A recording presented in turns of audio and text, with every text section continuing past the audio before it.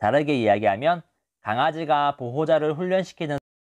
안녕하세요. 돌봄 반려견 훈련사 정재원입니다. 강아지 교육이나 훈련을 할 때 보상으로 간식을 주시죠? 예를 들어 안자를 시킬 때나 배변 패드에 배변을 예쁘게 잘했을 때 칭찬하면서 보상을 주는데요. 그런데 이 보상은 언제까지 줘야 할까요? 호의가 계속되면 권리가 된다는 말 들어보셨죠? 강아지도 마찬가지예요. 보상이 계속되면 권리가 되는 순간이 찾아옵니다.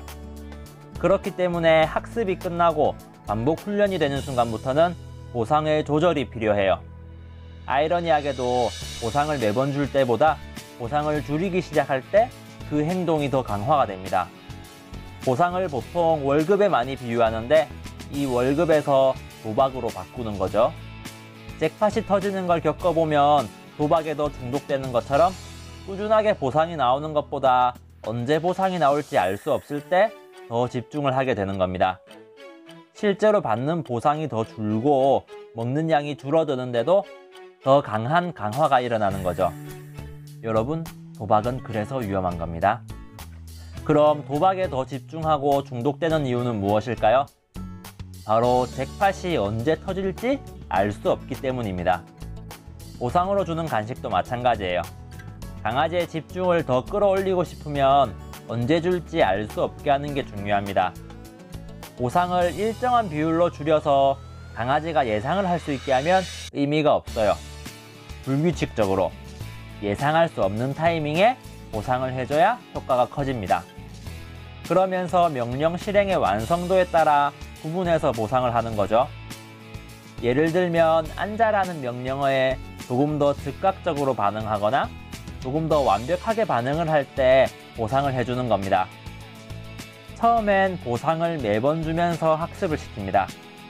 그 다음은 간헐적으로 주면서 행동에 대해서 더 집중하게 만들어요. 그리고는 변별을 줘서 행동을 더 완벽하게 만들 수 있습니다. 거기서 또 간헐적으로 보상을 주고 서서히 보상을 줄이는 거죠. 그리고 최종적으로 보상을 완전 끊어버리기보다는 어쩌다가 한 번씩 보상을 주면서 긴장감을 유지시켜 주는 걸 추천합니다. 보통 첫 번째 단계인 학습의 단계에서만 계속 머무르시는 분들이 많은데요. 그렇게 되면 강아지가 학습에 대한 확신이 생기지 않아서 실수를 하게 될 수도 있고 상황의 주도권을 강아지가 가져가게 될 수도 있습니다. 강아지가 행동하고 싶을 때 행동을 해주고 보호자는 그 행동에 대해서 보상을 주는, 다르게 이야기하면 강아지가 보호자를 훈련시키는 상황이 만들어질 수도 있습니다. 물론 무조건 이렇게 안 좋은 상황이 만들어지는 건 아닙니다. 하지만 안 좋아질 수 있는 상황은 최대한 안 만드는 게 아름다운 반려생활에 도움이 되겠죠. 그럼 아름다운 반려생활 하시고 구독과 좋아요 부탁드립니다.